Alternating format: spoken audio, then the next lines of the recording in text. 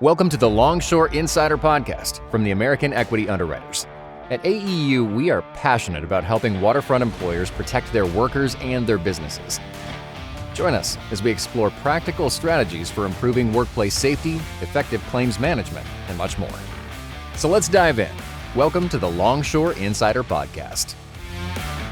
Hello, and thank you for listening to the AEU Longshore Insider Podcast. I'm your host, Mike Jernigan. In this series, I'm speaking with AEU's very own loss control managers to learn how they help organizations across the maritime industry develop, maintain, and improve safety cultures. I'm joined today by John Bloess, and we're going to be talking about the effectiveness of safety programs. John, thanks for joining me today. Pleasure to be here. So, John, tell me a little bit about yourself and how you got started in safety. Well, I'm based on Tybee Island, Georgia. I'm a senior loss control manager for the American Equity Underwriters for the last 12 years, and I service the members in the Mid-Atlantic, the South Atlantic, and the Gulf Coast. Got started in safety 1993 with a large stevedore company where I was a regional director of loss control for a very large stevedore company, and I handled all their operations between South Carolina, Georgia, and North Florida. Eventually, I got an opportunity to work for American Equity Underwriters in 2001 and was able to service members throughout the country and working as a loss control manager back then. But in 2007, I decided with the birth of my third child, I needed to step back and do something more local. And I took a job with the Georgia Ports Authority, where I served as their loss control or corporate safety loss control manager. I did that for 5 years, came back to AEU in 2012. And I've been with AEU since, servicing the members throughout the Southeast.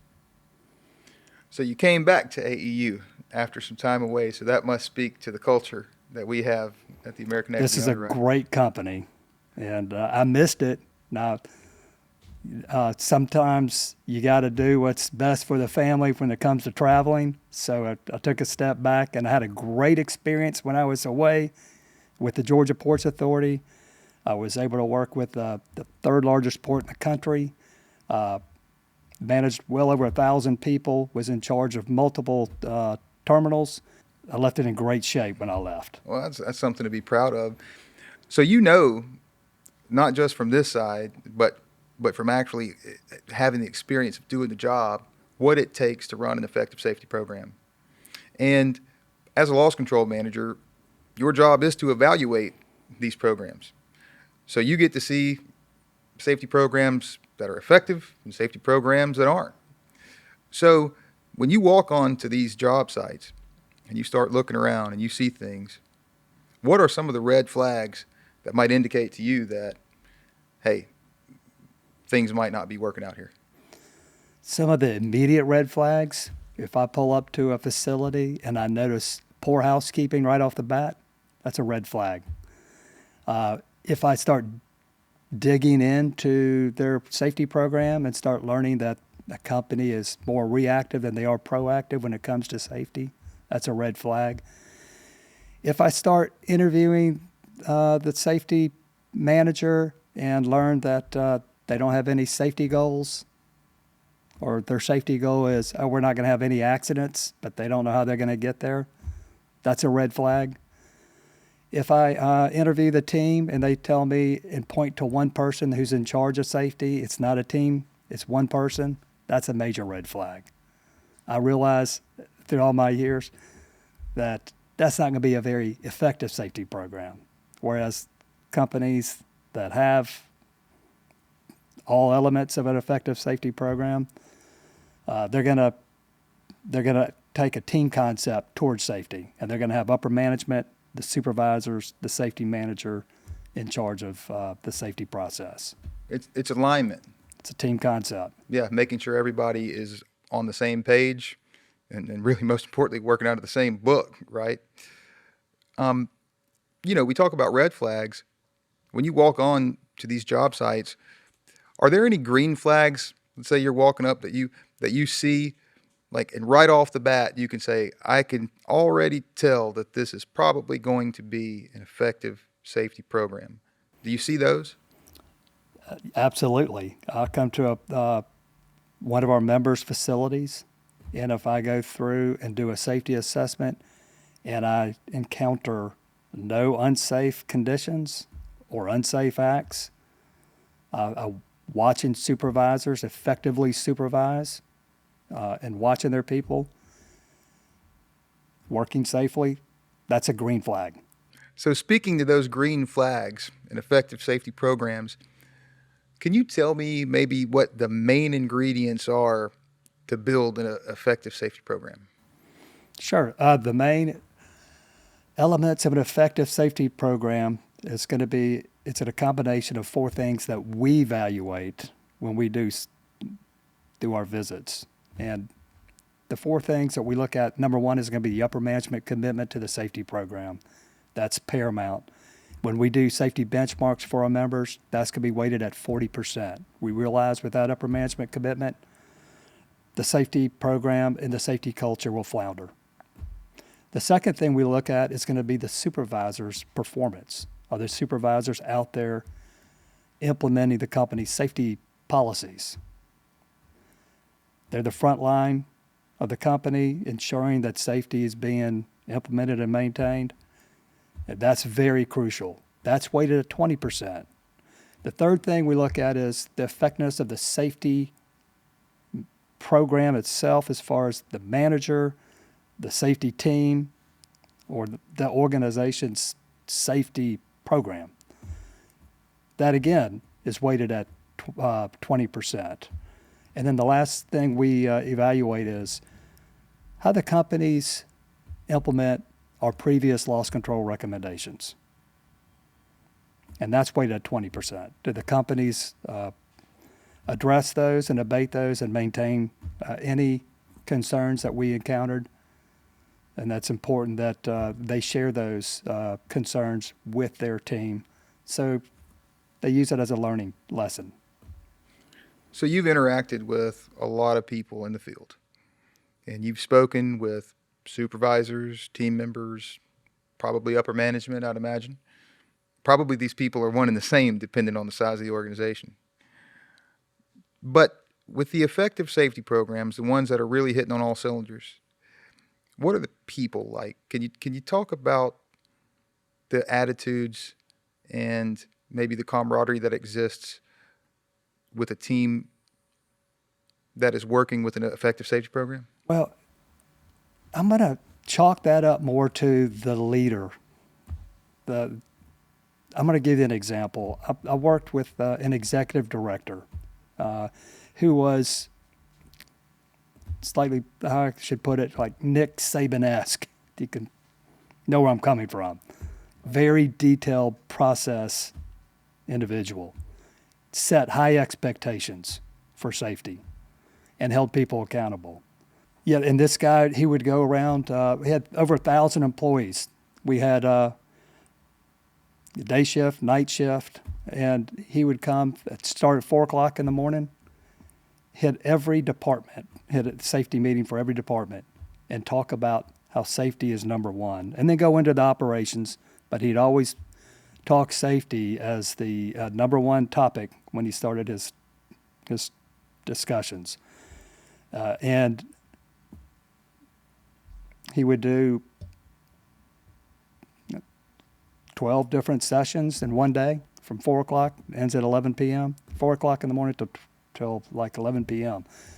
That's a lot of meetings for one guy to carry, but he made it, he just put safety as a value for that organization. You mentioned earlier how it really can't be all on one person's shoulders, but you underscore the importance of having a leader. And it's important to support that leader, to give that leader what they need to influence the team. And it really does. While we have that person you're talking about who is taking ownership and accountability of this safety, you do have to build this culture and this program so that that person has something to dip into, to pull resources from, something that they have, that master plan that you talk about. So talk about accountability. How important is that accountability across the board, from the executive team to the safety manager to the team itself? Well, without accountability, people are going to continue taking shortcuts. They're going to do whatever's easiest to get the job done. And so you have to develop an accountability program so people know and understand that we have policies in place to prevent you from getting injured. And if you fail to abide by our safety policies, then there will be some type of consequence for your action. But it's important that they understand what the safety policies are and why. And that consequence for not working safely is really just an effort to mitigate a larger consequence, which is an injury or death. And I think that whenever you maybe put it in that context, it helps people understand exactly why we need to be doing these things and why accountability matters. So can you tell me a little bit about, you mentioned earlier the importance of having that executive team buy-in. Specific to that executive team, what would you say to an executive team who maybe doesn't have the best safety program right now? Maybe they don't know where to get started. Maybe they don't know what they're doing. How would you approach the leader of that company and tell them, hey, you've got work to do? So my advice to any CEO or an executive is that they have a safety plan in place. And that safety plan has got to be carried out by them. Everybody, that executive should know that they dictate the safety culture for their organization, that employees must realize that safety is a priority among them if they're going to have a good safety program. Again, they dictate the safety culture. So if I come to an organization and I see all kinds of unsafe acts and unsafe conditions, that tells me that safety may not be a priority. And that's something that we have to work on. There's got to be some improvement if you want to see your people change, if you want to see behavior change, if you want to see the conditions change, if you want to see accidents drop or decrease. You got to place safety as a value. And you are the one that must lead by example. The buck stops with them. That's correct. And without them, the whole program was spinning. So they set the culture. I think it's important for management teams to hear that, because sometimes in this industry we hear people discuss safety almost as a hurdle, something that is standing between them and their bottom line.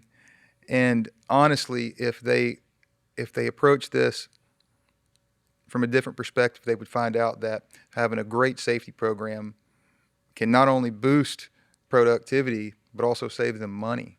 And have you seen that happen? I've come across a company where I wanted to go observe their operations. This was a stevedore company, had a 1:00 start. This was a general manager that was, he'd already gone down to the ship, and I was going to go down there, meet with him down at the ship to observe their operations. But when I got down there, what I saw, this guy that was in charge of that specific terminal was leading 100 or so longshoremen, union, with a stretch and flex program at the gangway and talking his gangway safety meeting topics during the stretch and flex. You don't see that very often. That tells me this guy there's a good culture with that organization. Now, it wasn't the prettiest thing I saw, a bunch of large men trying to stretch and flex on the dock. But it told me that these guys take safety to another level. Well, even if it's not the prettiest thing to look at, the thing that we're really looking for is effectiveness, right? It's not a beauty competition, and I'll guarantee there's no beauty pageants happening out in these shipyards and marine cargo handling places. But it underscores, the importance of preparing yourself for the job you're about to do, which goes back to that advice you have for the CEOs, which is prepare a plan, right? It's all about making sure that you get things ready first before you dive in. And as long as you have a plan in place and you do your warm-ups and you do the things you need to do, then you can keep yourself safe and your team safe, and you don't have to slow down as much because you don't have somebody who's out of work, or God forbid, who you've lost, and you're able to really keep the morale high. Everybody's happy, everybody's excited, and they feel like you care about them. And I think that's important. It's very important. And in that example, this company realized, based on their incident trends, that strains was their number one, both frequency and severity of workman's comp claims. And so what were they going to do? They were going to lead stretch and flex for their workers to try to mitigate strain claims. And so they took that down to the dock. And you know what? These employees appreciated it. Well, right now, there are employees who are working under some pretty rough conditions. Their organizations have ineffective safety programs. What is it that you would tell to those people how they can help improve the safety culture in their organization and what they can do to stay safe? You have to have a safety plan. You have to set goals. You have to set objectives. What are you trying to accomplish? You have to have someone that knows the shipyard or stevedoring, longshoring regulations as it pertains to whatever industry that they're going to be overseeing. And they need to be able to provide effective safety training. They need to have a good relationship with the management where they can have candid discussions with management about different concerns that they encounter.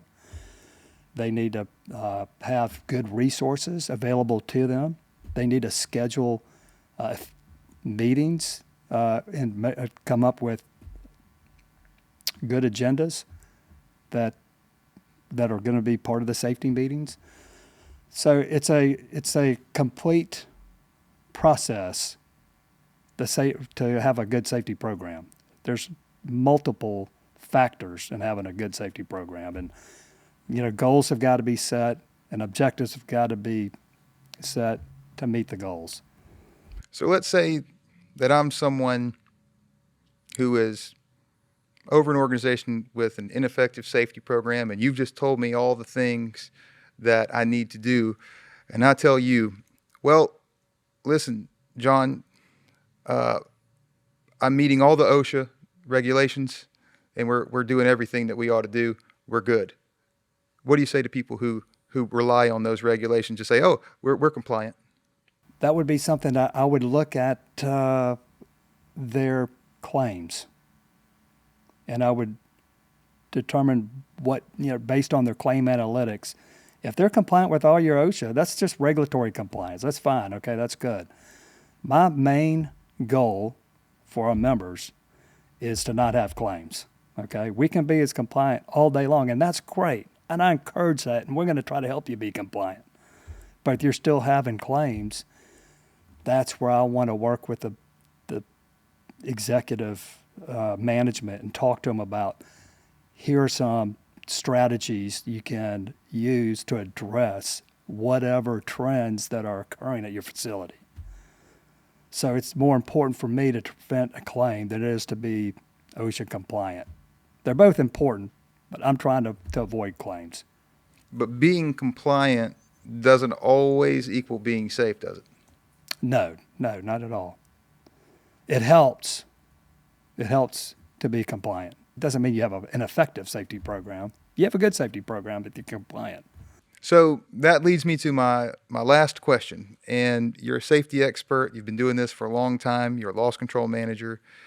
What is one thing about safety that you wish more people understood? Don't take safety for granted. People often become way too complacent, and that's when bad things can happen and could lead to a life-altering event. John, thank you for your expertise. I appreciate this conversation. If we're all doing our jobs effectively, then people are going home safe, and that's the most important thing. So thank you. My pleasure. Thank you for having me. Thanks to our listeners for joining us on the Longshore Insider Podcast. You can watch this episode and more on the American Equity Underwriters YouTube page.